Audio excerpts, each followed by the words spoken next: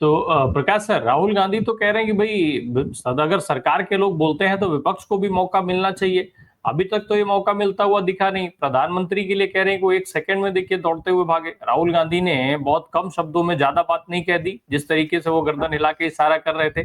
समझ गए ना आप क्यों भागे, कैसे भागे, भागना पड़ा इत्यादि। प्रकाश सर। देखिए राम भाई, सिंपल विषय ऐसा है कि जब कोई मुद्दे का कोई जवाब नहीं रहता है आदमी के पास में, तो आदमी कतराता है कोई भी जवाब देने से। आज ऐसी परिस्थिति है, ये इनके पास में जवाब क्या है, क्या बोलेंगे? वो कितनी साल लोगों को वही जुमले फेंकते रहेंगे और वो देते रहेंगे। ऐसा है, देश में तो इतनी समस्याएं फिलहाल में गंभीर हो गई है। वो किसानों की बोलो या लोगों की बोलो या महंगाई की बोलो, जीएसटी की बोलो, और इसके कोई हल दिख नहीं रहा है। और ऐसा है ना कि अभी तो जो इनका हमेशा का फंडा रहता है, क्या फंडा रहता है कि कुछ ना कुछ, यानी छोटी खादी लाइन को छोटी करने के लिए उसके बाजू में बड़ी लाइन खरीद देते कोई। तो इसी तरीके से तो कई मुद्दे देखिए ना, सीधा है पहलगाम का जो मुद्दा हुआ, उस समय पे कितने मुद्दे थे, कितने मुद्दे थे।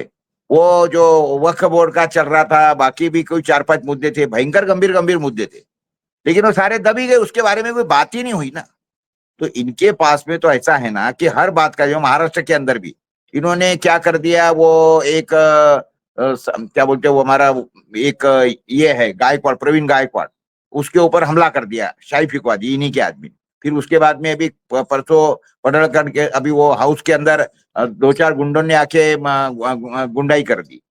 तो असेल मुद्दे पे नहीं आना चाहिए करके ऐसे मुद्दे ला लो कि जेणेकरून उसके ऊपर वो चर्चा करेंगे नहीं, क्योंकि इनके पास में उन सवालों के जवाब तो है नहीं।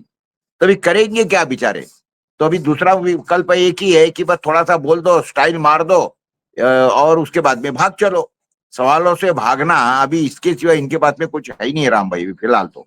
प्रकाश सर, जो ये पूरी स्थिति है, जिस तरीके से जेपी नड्डा साहब अपना तेवर दिखा रहे थे, मोदी जी पहले से ही आकर के अपनी बात कह चुके हैं और साथ में 23 तारीख से तो वो निकल जाएंगे।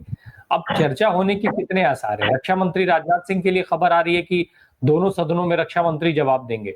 मोदी जी की कोई जवाबदेही नहीं है। मोदी जी की तो कब जवाबदेही थी, ये तो मुझे बताइए।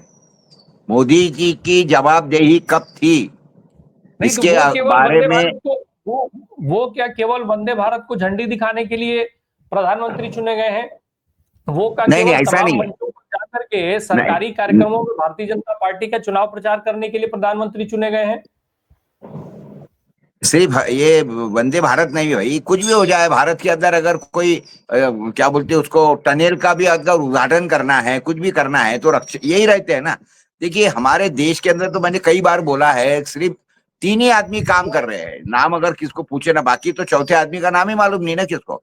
एक तो मोदी जी है, दूसरा अमित शाह है, और तीसरा जो है हमारे नितिन गडकरी साहब, कहीं कहीं नजर आ जाते हैं गलती से। उतने तीनों ही तो मालूम है भारत के अंदर काम करने वाले लोग है कौन, 3 ही आदमी। बीजेपी में आदमी 3 है ना। बातें क्या है, एक बात ध्यान में रखिए, बीजेपी सत्ता में क्या बोलते हैं, राम प्रकाश जी इसलिए नहीं है कि वो अच्छी का पार्टी है।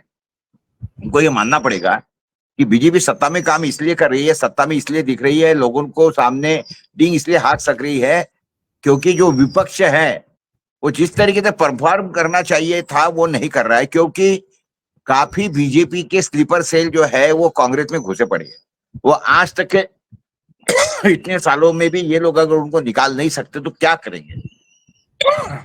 ये बातें तो आपको मालूम है कि हंगामा खड़ा करना इनका काम है, हंगामा हमेशा कुछ ना कुछ मुद्दे के ऊपर खड़ा करते रहते। और क्या बोलते उसको, बेशर्म बना के या फेंकने की तो कोई इनकी मर्यादा रही नहीं है। अभी मैंने कई सुना था कि अपना क्या बोलते उसका, अजीत डोभाल बोल रहा था कि भाई कोई हमारा कोई हवाई जहाज गिरा ही नहीं है, प्रूफ बता दो। हमारे तो कोई सैनिक मारे गए ही नहीं है, प्रूफ बता दो। अभी आप प्रूफ मांगने की बात कर रहे हो, ये तो बात बिल्कुल बराबर है कि प्रूफ कौन दे सकता है? अगर हवाई जहाज गिरा है, मिलिट्री के हवाई जहाज गिरे हैं, तो प्रूफ कौन देगा? आप और मैं तो दे नहीं सकते कोई हालत के अंदर। लेकिन जब पाकिस्तान ने प्रूफ दिया है उसका कि इतनी गिरे, और उसके बाद में हमारे जो सेना के चीफ है उन्होंने अगर इसके बारे में बोला है तो कंफर्म उसके बाद में भी अजीत डोभाल वो बोलते हैं ना कि गिरे भी तो टांग ऊपर, उस वाली वैसी इनकी बात है इसके साथ इसके अंदर के जो देश के अंदर जो चल रहा है ना वो सारी चीजों के ऊपर से हालांकि लोग मैं आपको इतना बोलता हूँ कि इतने लोग मायूस हो गए हैं, उनको समझ भी नहीं आ रहा है क्या करे। देखिए ऐसा है, अभी डिक्लेयर हुआ है कि पूरे देश में किसानों के ऊपर का जो ऋण है वो कितना 18 लाख करोड़ रुपए का, किसानों के ऊपर का मोटा मोटा रकम बता रहा हूं मैं आपको। और लेकिन वो 18 लाख करोड़ में से 12 लाख करोड़ अकेले महाराष्ट्र का है भाई हमारे। आप बोलिए। और महाराष्ट्र के चीफ मिनिस्टर ने डिक्लेयर किया था इलेक्शन के पहले कि अगर हम सत्ता में आते हैं तो किसानों की ऋण माफी कर देंगे। और इनका बजट ही 6 लाख करोड़ का है महाराष्ट्र गवर्नमेंट का। अब 6 लाख करोड़ में 12 लाख करोड़ माफ करेंगे कैसे? और अभी वो भी बोल दिया कि अभी वो तो हम कर नहीं सकते।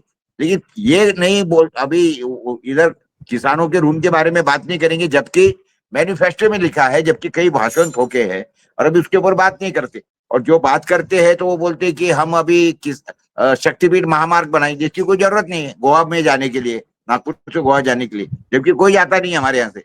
लेकिन रास्ता बनाना है क्योंकि 1 लाख करोड़ का अगर करीब करीब रास्ता रहेगा तो उसमें भी कमीशन खोरी होगी। उसके बाद में जो जमीनें रहेंगी तो जमीन भी इन्हीं के आदमी खरीद लेंगे किसानों से सस्ते दामों में और उसके ऊपर भी पैसे बना लेंगे। तो इसमें अभी फिलहाल के अंदर जो देश के अंदर के मुद्दे, अभी महाराष्ट्र में देखिए अभी इन्होंने जन सुरक्षा कानून बनाया। काय के लिए बनाया जन सुरक्षा कानून? तो बोलते कि नहीं ये जो नक्सलवादी अर्बन नक्सल हो गए, अभी वो नक्सलवादी जो है अभी शहरों में आके बस गए। अभी कोई नक्सलवादी गांव खेड़े में नहीं है तो शहरों में आके बसे है। तो कहने का मतलब वो आपको और मेरे तरफ इशारा करके ही बोल रहे हैं आप और हम तो अर्बन नक्सल कभी भी करार दे सकते। आपने करीब मेरी रिक्वेस्ट आपसे ऐसे रहेंगी कि अगर इन्होंने जाकर जब मुझे अर्बन नक्सल घोषित करके जब अंदर कर देंगे, क्योंकि अभी मैंने एक मामला उठाया है इनका, जो किसानों को इन्होंने जो स्टेट गवर्नमेंट रेकमेंड करती है कि इनको कितनी कीमत देनी चाहिए, तो होता है वो हमारे जो स्टेट के जितने भी एग्रीकल्चर कॉलेजेस है उनकी एक सिस्टम बनी है कि उनसे अनाज के लिए कितना प्रोडक्शन कॉस्ट हुआ है तो उसकी एक कीमत तय होती है। और वो स्टेट गवर्नमेंट जो है, हर स्टेट गवर्नमेंट वो केंद्र को यानी सेंट्रल गवर्नमेंट को बताती है और उसके ऊपर से एमएसपी तय होती है। तो जो प्राइसेस बता दी गई है वो उसमें से सिर्फ 40% प्राइस दी गई है। 40%, एक बात ध्यान में रखिए। और वो प्राइस जो है वो सिर्फ A2 प्राइस है, जिस तरीके से स्वामीनाथन ने बोला था ना A2, FL और C2, तो ये तो सिर्फ A2 प्राइस है, उसमें भी 40% कम दे रहे। FL और C2 का तो बात ही नहीं है। तो ये हमने जब हिसाब निकाला, क्या आप मान सकते हो किसानों को 61 लाख करोड़ रुपया इन्होंने कम दिया है।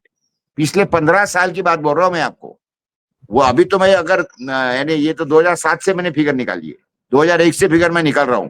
और अगर वो यही बात अगर स्वामीनाथन फार्मूले से, अगर जिस तरीके से मोदी जी ने बोला था 2017 में कि हम स्वामीनाथन के हिसाब से प्लस 50% मुनाफा देंगे, तो वो ये रकम जो 61 लाख करोड़ की है वो 3 गुना हो जाएंगे, यानी 180 लाख करोड़ हो जाएगी। उसकी मैं फिगर दूंगा, एक दिन आऊंगा आपके चैनल के ऊपर।